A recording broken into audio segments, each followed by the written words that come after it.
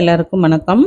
அன்னைக்கு வந்து ஆர்த்திய கூப்பிட போறோம். அதாவது செமஸ்டர் முடியுது, ஃபைனல் செமஸ்டர். நெறைய லக்கேஜ் இருக்குமா, அதெல்லாம் எடுத்துட்டு போணும் அப்படின்றதுனால, அதாவது நெறைய வேண்டாத ட்ரெஸ்ஸு, நெறைய டிஃபன் பாக்ஸஸ் அப்புறமே நெறைய எல்லாமே இருக்கு. அதெல்லாம் எடுத்துட்டு போணுன்றதுனால, அப்பாவ கூட்டிட்டு நீனும் வந்துருன்னு சொல்லிட்டு எல்லாரும் எடுத்துட்டு போயிரலாம். வரும்போது 1 மந்த் லீவ் பார்த்தீங்களா, செமஸ்டர் லீவுன்றதுனால வரும்போது வந்து ஃப்ரெஷ்ஷா எல்லாத்தையுமே எடுத்துட்டு வரலான்னு சொல்லிட்டு கூப்பிட்டுருந்தா. அன்னைக்கு காலையில கிளம்பணும் அப்படின்ட்டு, இன்னைக்குள்ள முட்டை தோசை.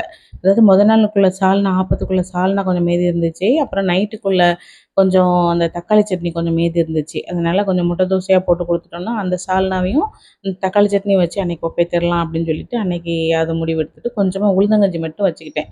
ஏன்னா கொஞ்சம் கார்ல போம்போது கொண்டுட்டு போனோம் அப்படின்னா, பசிச்சுதுனா கூட சாப்பிட்டுக்கலாம் அப்படின்னு சொல்லிட்டு, அதான் அன்னைக்கு பண்ணியிருந்தேன். அப்புறமா வந்து லெமன் சாதம் பண்ணிட்டேன். ஏன்னா ஸ்கூலுக்கு வந்து நவீன அனுப்பணும். நவீனுக்கு வந்து 10th கிளாஸ்ல அதனால. அவனுக்கும் வரணும்னு ஆசையா தான் இருந்துச்சு. இருந்தாலும் வந்து நெக்ஸ்ட் மந்த்லி வரப்போகுதுன்றதுனால அவன் வரல அப்படின்னு சொல்லிட்டான். அவனுக்கு வந்து லெமன் சாதமும், உருளைக்கிழங்கு ஃப்ரையும் தான் பண்ணியிருந்தேன். எங்களுக்கு வந்து துவையல் அரைச்சிருந்தேன். இந்த தேங்காயெல்லாம் வறுத்துட்டு புளியெல்லாம் போட்டு அரைக்கிறது, அது வந்து கொஞ்சம் மதியானத்துக்கு ஊசாமலாம் இருக்கும் அப்படின்றதுனால, ஆல்ரெடி நான் அது பண்ணும்போதே நான் நினச்சிட்டே தான் பண்ணேன். நம்ம இது பண்ணுதோம், நான் யாரெல்லாம் சாப்பிட போகிறாங்களோ தெரியலையே அப்படின்னு நினச்சிட்டு தான் பண்ணேன். அதே மாதிரி நான் மட்டும் தான் அந்த லெமன் சாதம் சாப்பிட்டேன். அது என்னன்னு சொல்றேன். அதாவது பிக்னிக்லாம் போக முடியல அப்படின்னு வச்சுக்கோங்களேன், நான் ஃபீல் பண்ணவே மாட்டேன். இந்த மாதிரி போறதே நான் ஒரு பிக்னிக் மாரியே நினச்சுக்கிடுவேன். ஏன்னா வந்து அந்த மதியம் சாப்பாடு எடுக்கிறது, இந்த கஞ்சி, காஃபி எல்லாம் போட்டு கொண்டு போறது, எனக்கு அது வந்து ஒரு பிக்னிக் மாரியே தான் தோணும்.